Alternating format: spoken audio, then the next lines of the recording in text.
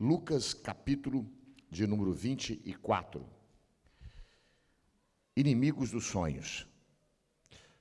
Alguém disse que quem não tem sonhos tem uma alma perto da morte ou sem força alguma. Não existe idade para que os sonhos nasçam e sobrevivam no nosso coração. Você vai encontrar pessoas idosas, aos olhos dos homens, mas que ainda têm sonhos ou desejos a acontecerem. E você vai encontrar pessoas novas, jovens, que têm sonhos e desejos no coração para acontecerem. Todo desejo, todo sonho, toda vontade, todo grande ideal vai encontrar terríveis opositores. Jesus era o sonho de Deus para nós. Foi o sonho de Deus para nós. Para ser o nosso Salvador, era o grande sonho de Deus, de que Ele pudesse vir nos resgatar aos céus. Ele encontrou oposições desde o seu nascimento.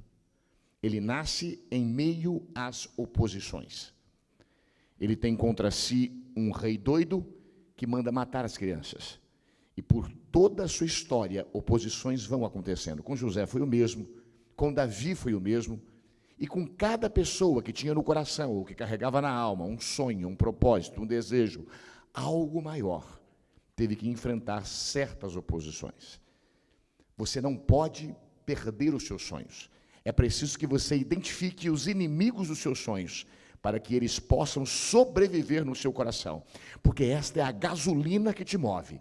É a força que te tira do lugar onde você está para o lugar até onde Deus quer te levar. Então talvez hoje você chegou aqui de alguma forma com os sonhos amortecidos, ou talvez adormecidos, ou talvez esquecidos dentro da alma. E é papel de Deus e do Espírito Santo nesta noite ativar o seu coração, mexer na sua alma e balançar a sua vida, para que em nome de Jesus Cristo você possa sair daqui hoje sonhando novamente, porque você é o sonho de Deus. Deus te fez como um sonhador, e Deus é fascinado com pessoas que enxergam além da realidade. E sonhar nada mais é do que isto: enxergar além da realidade. Nunca é tarde demais para se sonhar. Esse capítulo, ele fala de diversas coisas, mas uma das conotações ou das marcas que a gente pode ver aqui no capítulo 24 de Lucas, os dois discípulos a caminho de Emaús, é justamente isto. É a marca de duas pessoas frustradas. São duas pessoas que tinham um grande sonho no coração. Um dia saíram de uma cidadezinha chamada Emaús, que quer dizer Riacho Quente, um vilarejo, nem uma cidadezinha poderia se dizer, e foram para a grande cidade com um grande sonho de seguir o Messias. Eles viram grandes coisas, grandes acontecimentos, eles viram cegos verem, eles viram surdos ouvirem, viram mortos ressuscitarem, eles viram acontecimentos que olhos humanos jamais viram. Dentro do coração deles nasceu a vontade de criar uma grande história. Eles acreditavam que todo o jugo romano sobre a nação judia iria ser quebrado. Eles agasalharam na alma e no coração perspectiva de dias e de futuro melhor.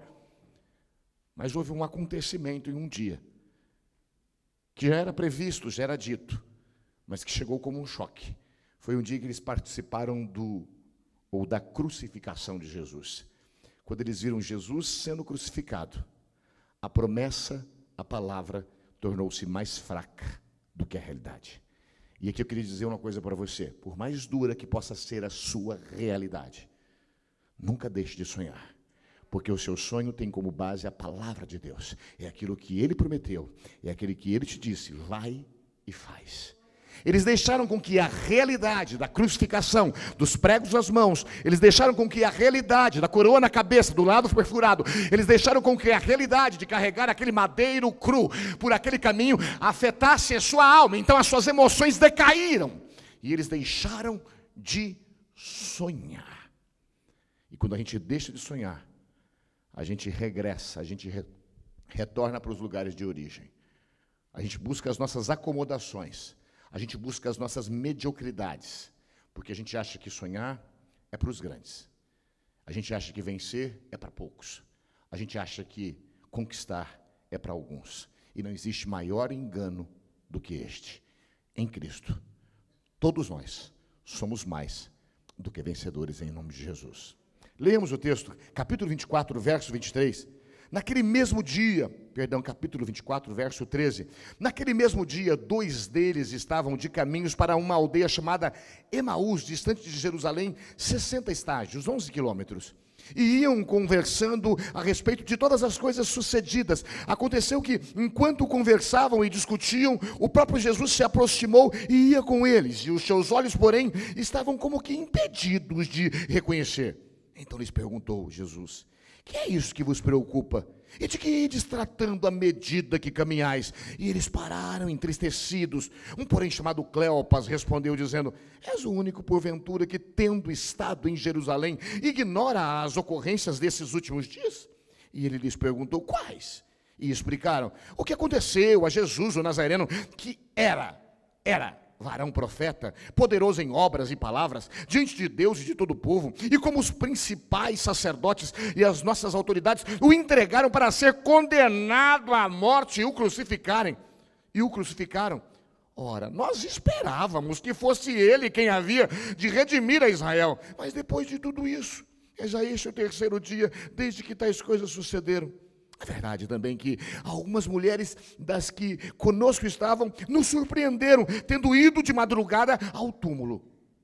E não achando o corpo de Jesus, voltaram dizendo terem tido uma visão de anjos, os quais afirmavam que ele vive. De fato, alguns dos nossos foram ao sepulcro e verificaram a exatidão do que disseram as mulheres, mas não o viram.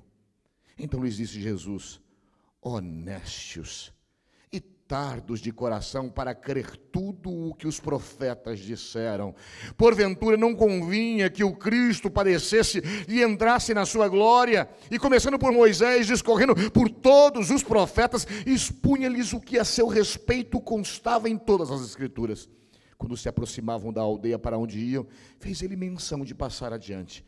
Mas eles o constrangeram, dizendo: fica conosco, porque é tarde, e o dia já se declina. E entrou para ficar com eles.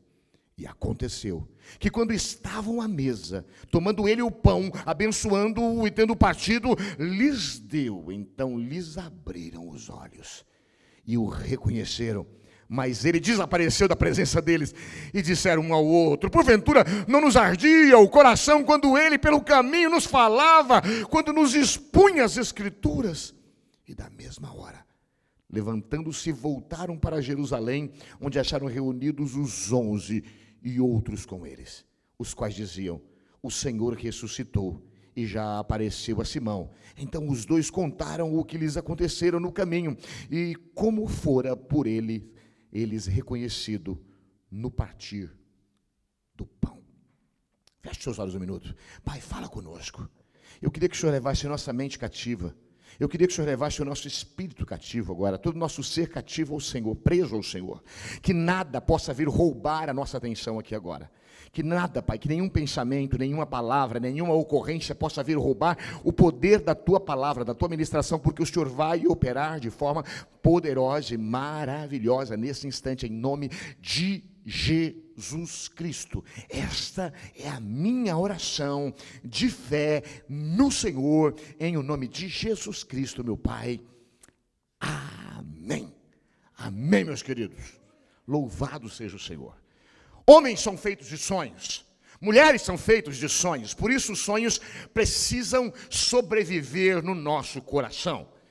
Eu separei aqui hoje uma história que eu já contei tantas vezes, mas um fato real. 93 foi o ano que nós viemos para Piracicaba para dar continuidade ao início da Igreja do Nazareno aqui em Piracicaba.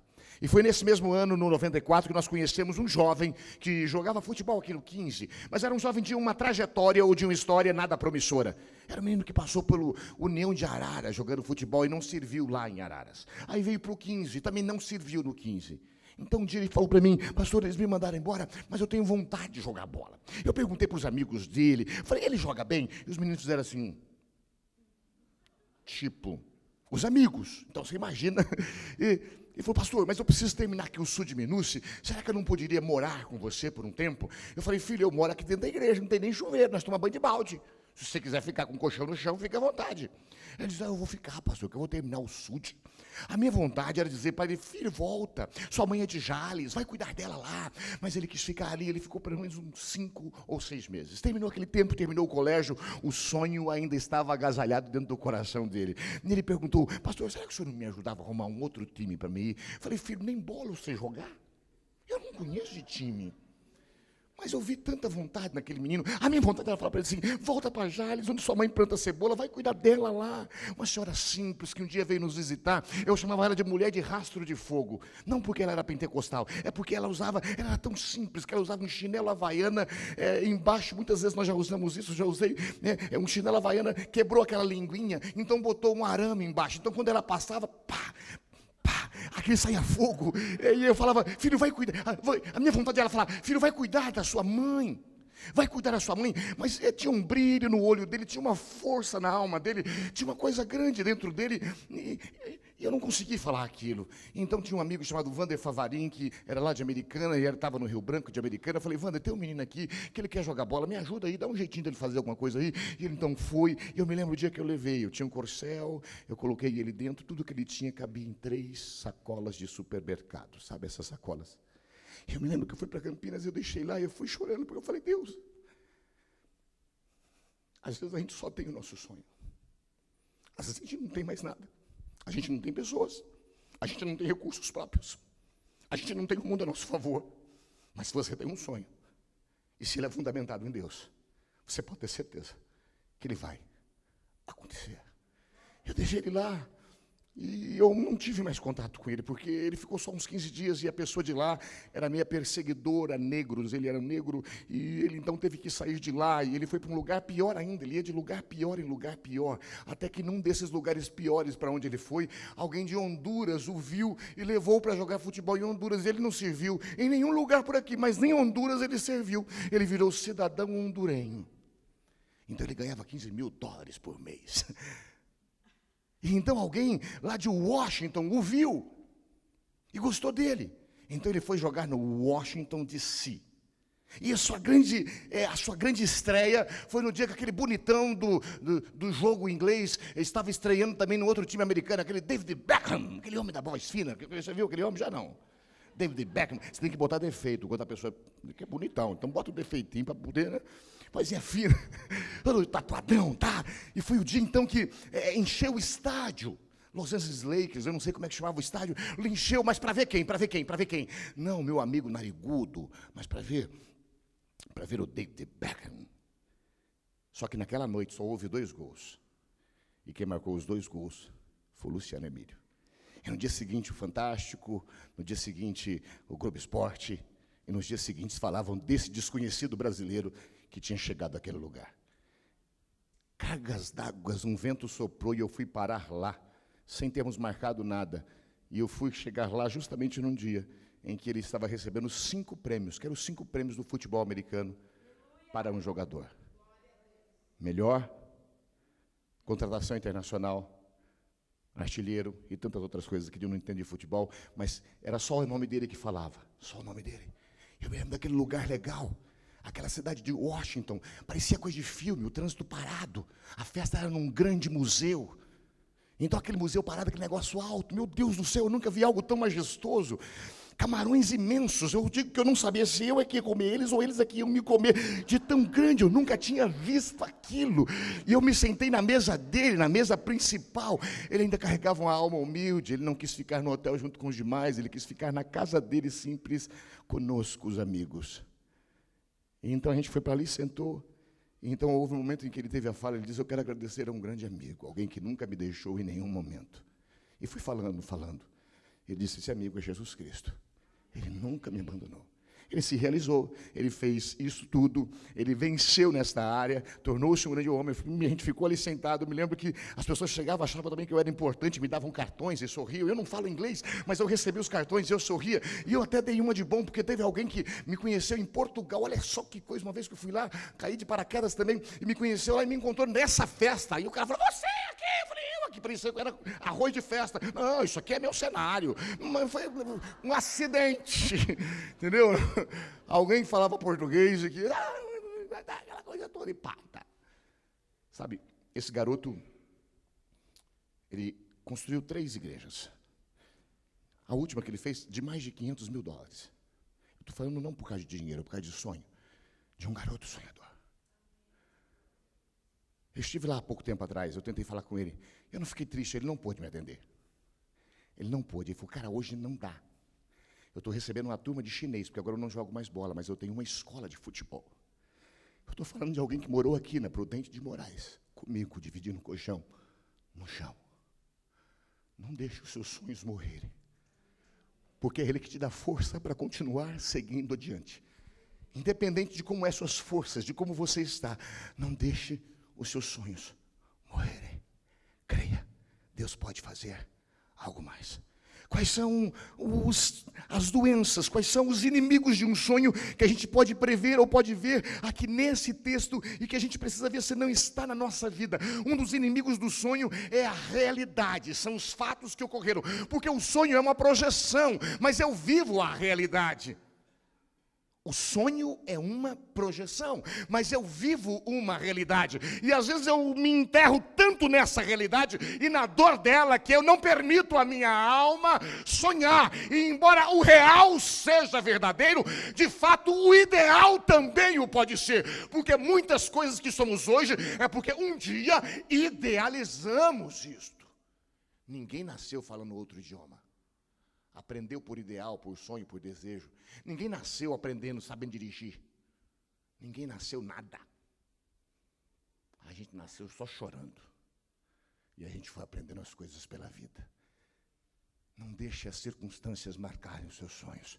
O dia pode ser difícil, a noite pode ser escura, a dor pode ser tremenda, os inimigos podem ser constantes. Eu não quero descrever aqui um cenário terrível, mas o cenário que ele vivia era terrível. O chefe deles, o mestre, o referencial máximo foi crucificado. Meu Deus, uma coisa é as palavras que ele dizia, mas agora eles carregavam no coração e na alma a lembrança ou a visão de um Cristo crucificado. Pregos que entraram, dor terrível. Ah, que sofrimento, era aquilo que estava dentro da alma deles. Não mais palavras de vitória, mas uma realidade de dor. E eles se prenderam a essa última notícia. Mas a última notícia não era essa. A última notícia é que ele ressuscitou. E ele vive. Não se prenda à última notícia de quem foi embora te deixando. Não se prenda à última notícia de uma frustração caída por terra. Não se prenda à última notícia de um abuso sofrido, de uma injustiça vivida. Não se prenda à última notícia, porque a última notícia é de que em Cristo Jesus você pode sonhar mais, desejar mais, querer mais e avançar mais em nome de Jesus Cristo. Uma pessoa que perde os sonhos, ela vai carregar consigo alguns sintomas de perdedor de sonhos. E um dos primeiros é que ele não sabe lidar com a realidade, como eu falei. Mas o outro é que ele começa a fazer retrocessos na vida.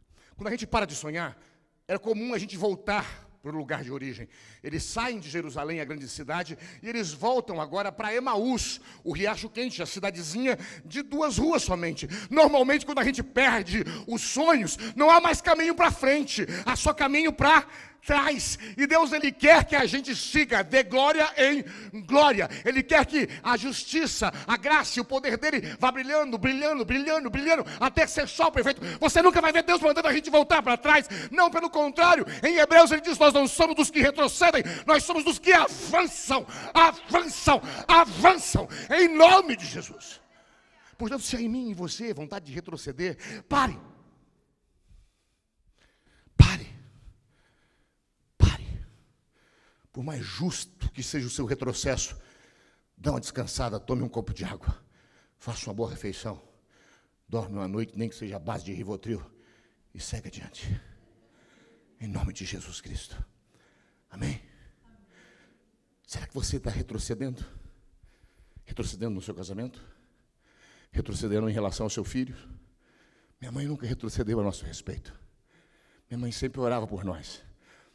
Nós éramos filhos horríveis. Eu sempre me lembro um dia que eu peguei o meu RG, cheio de óleo. Eu falei, o que é isso, meu Deus do céu? Cheio de óleo. Ela ia na quadrangular, ia nesses lugares e levava para ungir. Sonhos. A gente chegava de madrugada e a gente via ela ajoelhada, orando por nós. Ela não queria um drogadinho, um ladrãozinho. Ela queria alguém que fosse gente. Alguém que pudesse alçar um voo maior. Era isso que queimava no coração dela. Não volte para trás. Não volte para Emaús. Fica em Jerusalém e segue o teu caminho. Porque Deus é contigo. Eu estou falando de forma profética para você. Não é para compreender, é profética em nome de Jesus. Não é positivismo, é profética em nome de Jesus. Não retroceda. Às vezes a gente tem que fazer paradas estratégicas. Às vezes a gente tem que fechar algumas coisas na vida. Mas é só para descansar, tomar um ar e impulsionar uma nova trajetória em nome de Jesus. Uma das marcas de uma pessoa que perde os sonhos é que ela começa a retroceder. Não retroceda. Siga adiante. Uma das outras marcas é que a pessoa fica presa ao passado. Quando uma pessoa perde os sonhos, só lhes resta o que ficou para trás. Nada mais.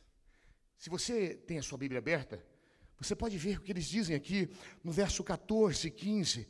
Eles vão conversando, eles dizem, e iam conversando a respeito de todas as coisas sucedidas. Está falando de passado. E aconteceu que enquanto conversavam e discutiam, o próprio Jesus se aproximou e ia com eles. Uma pessoa que perde a capacidade de sonhar, ela se prende às coisas do passado. A gente perde a capacidade de sonhar porque nós todos temos experiências ruins do passado. Quem é aqui que vai dizer, não, eu nunca sofri nada, então você não viveu nessa terra. Todos nós aqui já sofremos abusos de diversas formas. Todos nós aqui já passamos por dias de trevas e dificuldade. Todos nós aqui já choramos até não ter mais força. Todos nós aqui já achamos que íamos morrer, mas não morremos, sobrevivemos, estamos aqui e vamos seguir adiante. Não se prenda ao passado.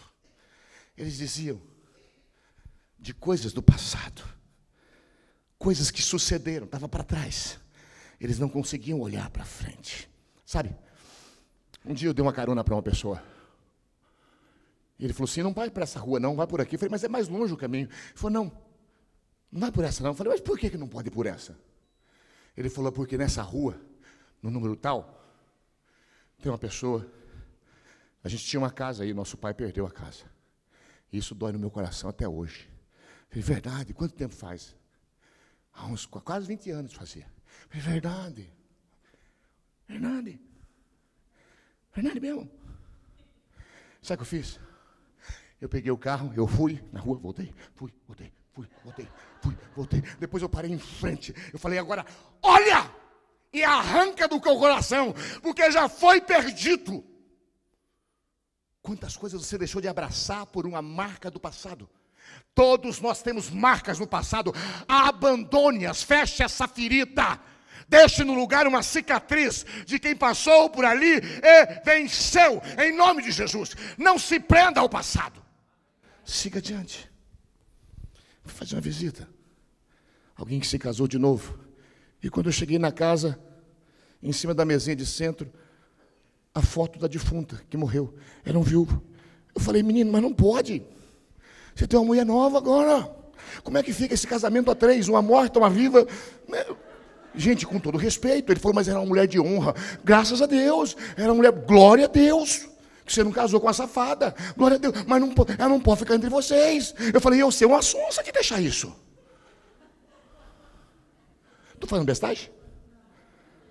Não dá dó da morta, não dá? Mas a morta está morta. Gente, nós morre.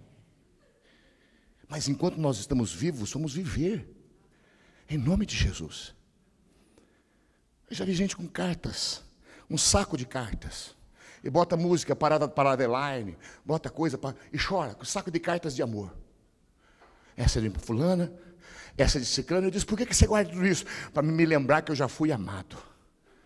Isso é uma doença emocional terrível da alma. Isso não tem psiquiatra, psicólogo, não tem terapia que cura. Isso é uma doença encravada na alma. É preciso botar fogo nessas cartas. Como é que a gente abraça um futuro se namora um passado casado com ele?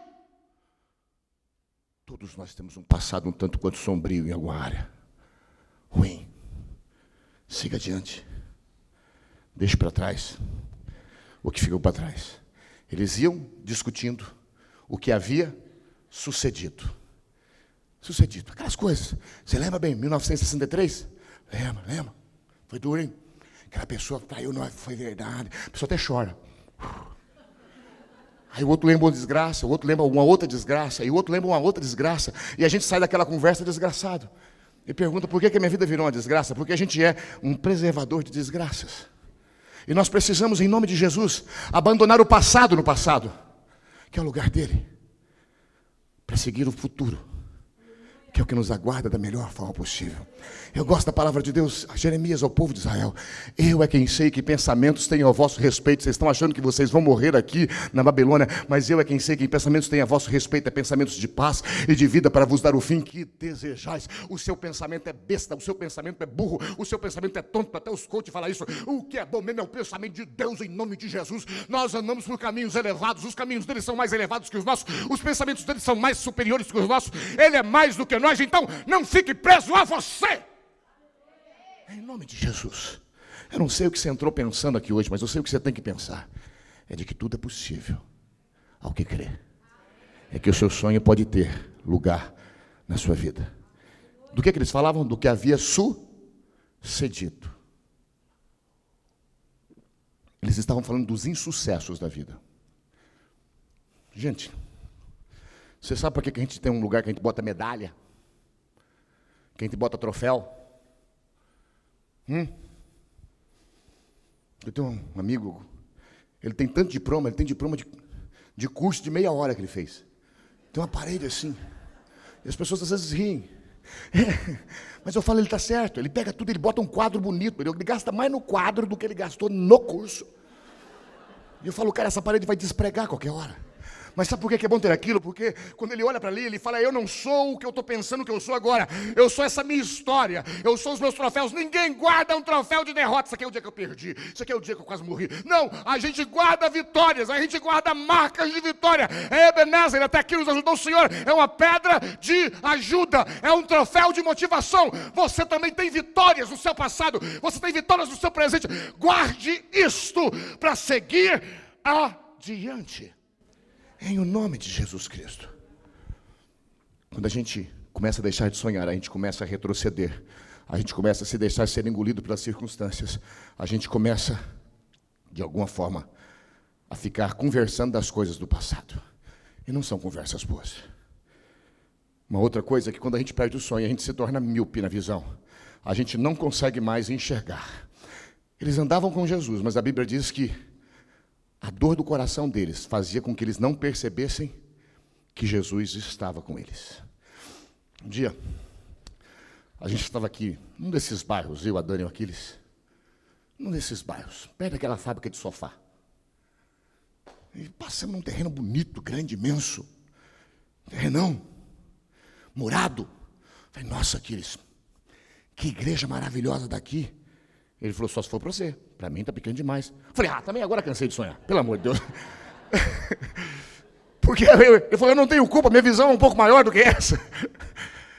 Falei, mas foi tão sério o negócio que ele olhou para mim, eu olhei para ele e falei, não estou acreditando no que eu estou vendo. Deixa eu te dizer uma coisa. Quando a gente sonha, a gente tem uma visão dilatada. A gente enxerga além do que os olhos enxergam. A gente sente além do que os corações nossos sentem. Nós seguimos adiante. Porque nós somos sonhadores. Quando a Cris tinha 14, 15 anos, nós sonhamos em fazer um CD.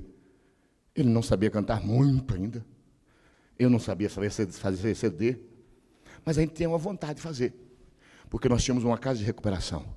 Então eu dei para ele 40 dias para a gente fazer um CD. 40 dias dá para fazer? Não. Mas em 40 dias estava pronto. A gente lançou ali, naquele teatro. Mas eu me lembro de quando a gente foi ter que arrumar dinheiro para queimar as cópias. E ele falou, por que a gente não diminui de 2.000 para 1.000 cópias? Eu falei, não. O sonho, a visão é 2.000. Então nós fomos vender sorvete, a gente foi pegar latinha em frente da Dandy, a gente foi fazer coisas, mas a gente botou o nosso plano em prática, o nosso sonho em prática. Então a gente fez isso ali naquele teatro municipal. E foi uma noite memorável de uma igreja de pessoas, de 67 pessoas, encher aquele lugar com quase 800 pessoas e ter um trabalho que ecoou por anos e anos e anos.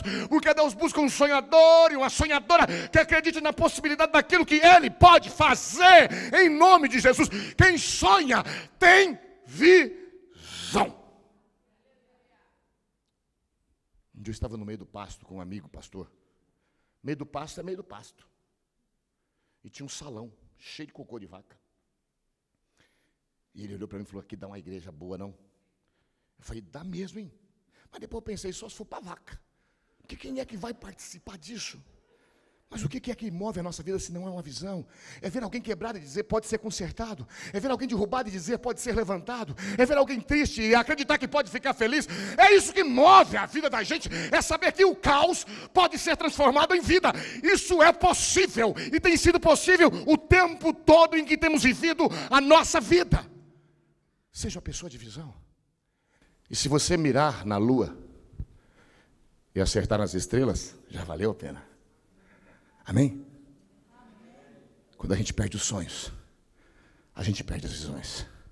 Quando a gente perde os sonhos, nós sofremos uma paralisia alimentada pela preocupação e pela tristeza. Verso 17 diz que eles estavam preocupados e entristecidos, porque uma pessoa sem sonho, ela é triste. Uma pessoa sem sonho, ela é o quê? É triste. É triste. Há algum tempo atrás eu peguei um casal que não estava passando uma fase financeira boa. Eu falei: vamos comer um negócio. Aí nós sentamos na mesa e começamos a brincar com a realidade. Começamos a brincar com o futuro. Onde é que ele ia morar, os lugares que ele ia levar a sua esposa para comer. Eu vi que ela já foi até empinando. Ela estava para baixo, mas já foi. Os lugares que os meninos iam passar as férias, eu já mandei para Disney, porque é tudo de graça mesmo, é sonho. Eu falei: os meninos vão para Disney. E você, Edinaldo, você vai aqui para o The Royal Palm Plaza, passar no final de semana com a sua esposa, e você vai acordar, e olha, e fomos criando o mundo, sabe? E a nossa alegria voltou, porque a Bíblia diz em Romanos 12:12, alegrai-vos na esperança.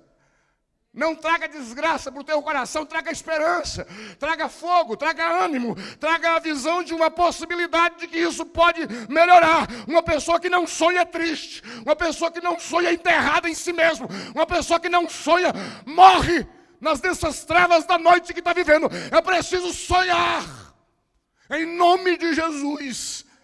É preciso sonhar, em nome de Jesus. 95. Eu tentava sobreviver aqui. E eu fui para Campinas, a igreja nós tem o costume de todos os anos renovar a nossa licença. E eu me lembro que eles me perguntaram: qual é o seu sonho, seu projeto, seu ideal para daqui 5 anos? Tem sempre 2 respostas que você dá, a de fora e a de dentro. Eu vou dizer a de dentro, tá bom? A de dentro é: tá vivo. Se eu estiver vivo, tá bom. Você já passou situações assim? Não, foi só eu. Cara, estava passando uma situação má, ruim. A igreja, em vez de crescer, diminuía. As coisas, em vez de dar certo, piorava. Como é que você vai querer sonhar com coisa maior? Sabe quando você já está batido, massacrado? Mas se eu desse a resposta verdadeira, eles não me dariam a licença. Então eu inventei uma na hora que deu certo depois. Eu falei: nos próximos 5 anos, nós queremos ter um templo próprio, não podia pagar aluguel direito. Nós queremos ter um templo próprio, nós queremos ter um trabalho social na cidade de Ponta, e nós queremos ter missionários no campo. Não inventei muita coisa também, não inventei só 3, não tive criatividade. Estou falando para você que eu literalmente inventei. E eu quero dizer para você que literalmente essas 3 coisas aconteceram. A gente comprou o prédio da Ipiranga, nós tínhamos 5 missionários no campo, e o trabalho social da igreja permanece até hoje com o restaurante Fome 1 e com tantas outras coisas. Porque às vezes o que Deus precisa é só de um sonho. Não precisa de emoção, não precisa sentir nada. Eu não tem que sentir nada. Eu sempre digo que sentimento às vezes até atrapalha. É bom, mas atrapalha também. Gente, tem dia que eu vou para a igreja e não sinto nada, eu sinto raiva. Porque eu chego, eu não sinto no louvor, eu não sinto na pregação, eu não sinto nada, e tem gente que me atormenta no final. Mas eu sei que eu estive lá e que eu adorei Deus, porque Deus é razão, é lógica. Eu fui lá para adorá-lo, independente do que eu senti, Deus foi adorado. Eu não sei o que você sente, mas o que você sente não importa. Para o lugar que você vai, o combustível que te leva para esse lugar é fé, é sonho, é propósito, é desejo, é vontade, é olhar para o autor e consumador da sua fé. É somente isso, nada mais. Eu já tive vontade de tomar veneno, mas eu não tomei, graças a Deus, porque eu sou covarde. Já passei por isso, por fase de depressão. A pessoa que não sonha fica triste, preocupado e paralisado.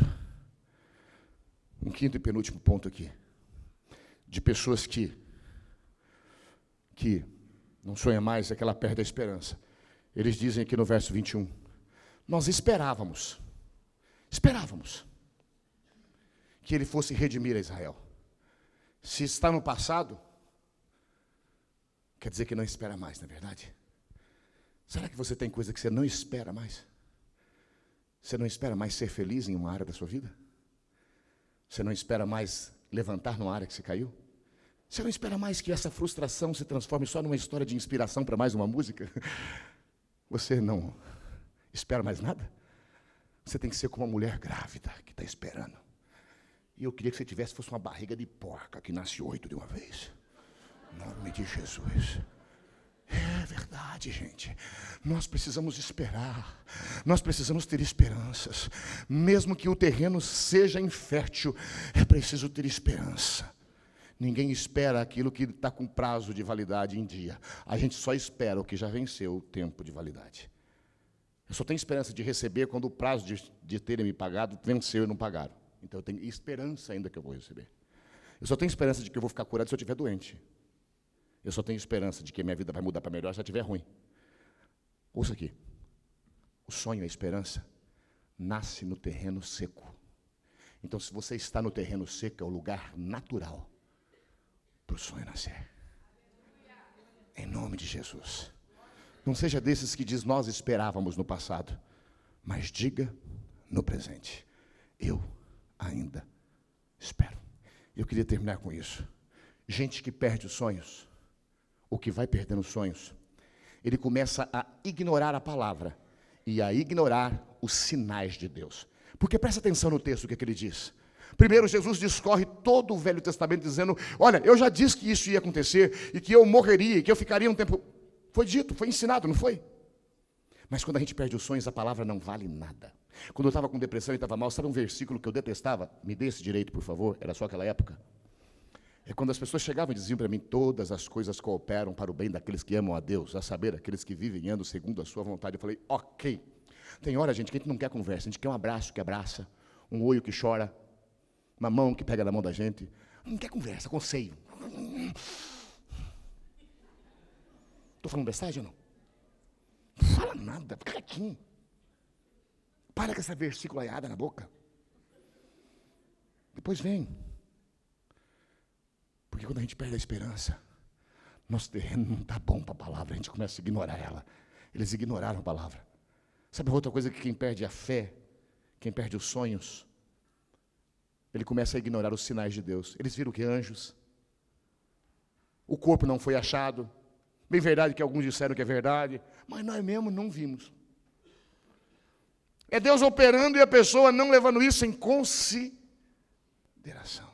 Ei, deixa eu encerrar aqui com você. Será que os sonhos estão amortizados dentro de você? Será que hoje não é dia, não é hora, não é tempo de deixá-los renascer? Em nome de Jesus Cristo. Tem um filme que quando a gente perde a vontade de casar é bom assisti-lo. Você está Dom Juan de Marco. É bem antigo. Era um doido que namorou mais de 1000, e quando a 1500 não quis ele ficou doido. Ele é internado num hospital. E o Marlon Brando é o psiquiatra. Faltando 10 dias para ser aposentado, o amor doido daquele doido começa a infectar o coração seco daquele velho. E então ele começa a ficar mais doido que o doido. Mas o doido, na verdade, no filme não é tão doido assim. É o normal que é doido, não é o doido que é doido. Entendeu a doidura da coisa, não? Porque o normal ficou seco. Ele vivia uma vida desértica, achando que aquela era a vida comum, tentando enfiar esse deserto no coração desse aqui, que teimava em não deixar isso acontecer. Mas é legal uma cena do filme, quando esse homem já é infectado por completo. Ele então está deitado do lado da sua esposa, e ela fala, e agora que você vai aposentar, o que você vai fazer? O que a gente vai fazer do resto da nossa vida? Ele fala, agora, eu quero te conhecer melhor. Ó, coisa bonita para você falar para sua mulher. Eu quero te conhecer melhor. Ela falou assim, mas você já me conhece já. Ela falou assim, eu te conheço de cafés na cama. Eu te conheço de olhar nossos filhos, de cuidar disso. Eu quero saber quais foram os sonhos que você passou por cima para fazer a nossa vida uma realidade. Eu quero saber o que foi que você sacrificou para que outras coisas tivessem vida hoje. Eu quero redescobrir você. E aí ela fica doidinha, é claro. Sabe?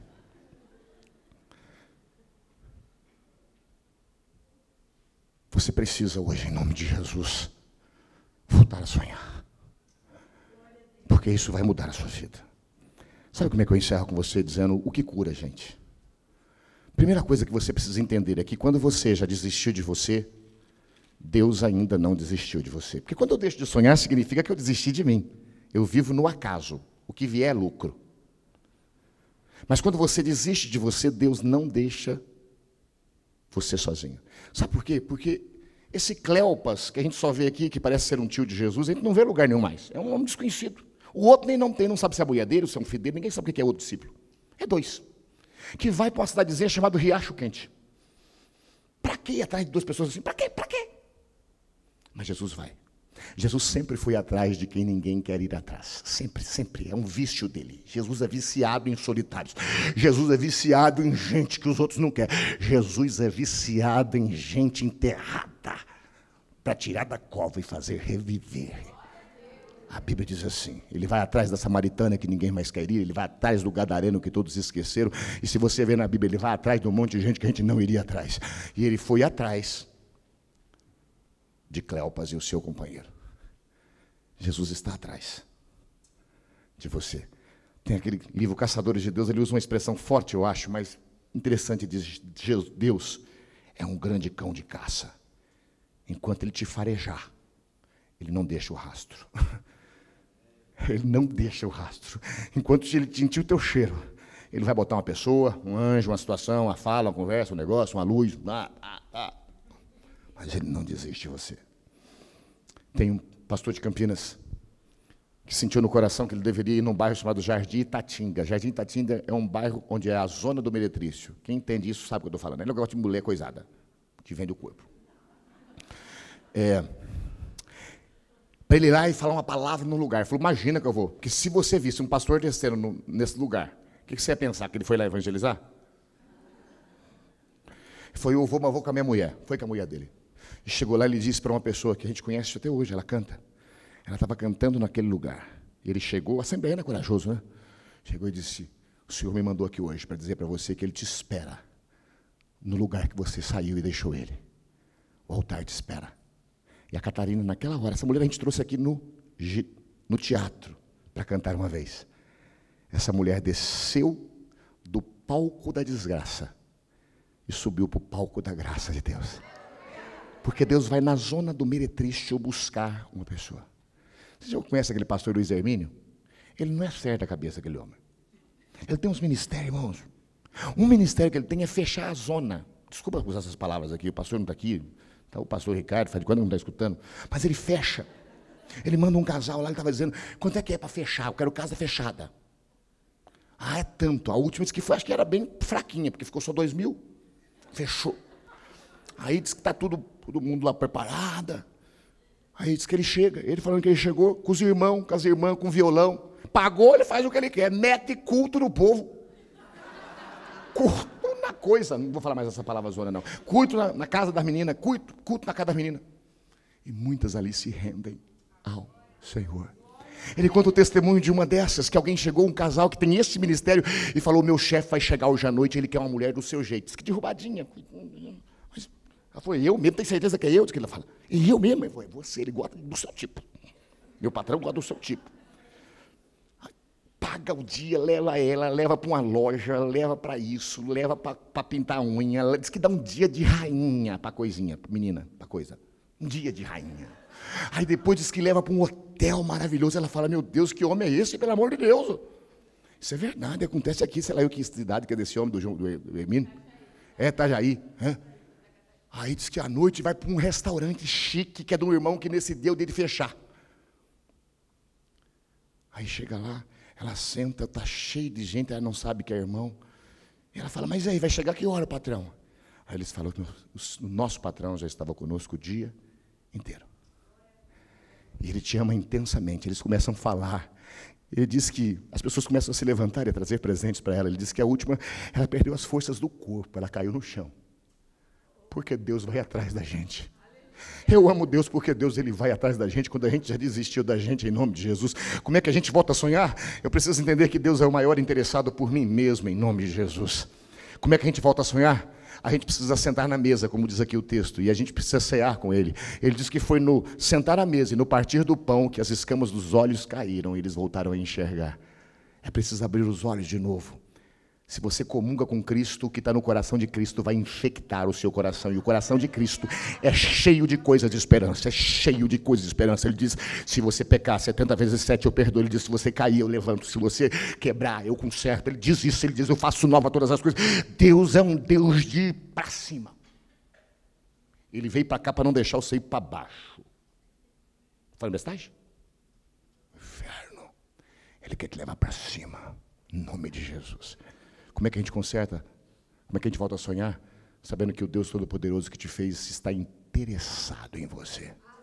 Como é que a gente conserta? A gente precisa voltar a ser íntimo dele. O que tiver no coração dele vai passar para o seu. Como é que a gente conserta? A gente conserta retomando o nosso posto. A Bíblia diz que imediatamente eles se viraram e voltaram para Jerusalém. Mais 11 quilômetros de volta. E chegaram lá e todos estavam reunidos. Retome o seu posto. Mesmo que a caminhada seja longa, retome o seu posto. Volte para Jerusalém. Se você ler Flávio Josefo, que é um historiador, você descobre depois que Cleopas se transforma no bispo da igreja de Jerusalém. E acho que a gente não foi o fim dele. Deus tem algo a mais para mim, para você. Ele tem algo a mais. Eu queria que você voltasse a sonhar. Coloque a mão no seu coração assim, ó.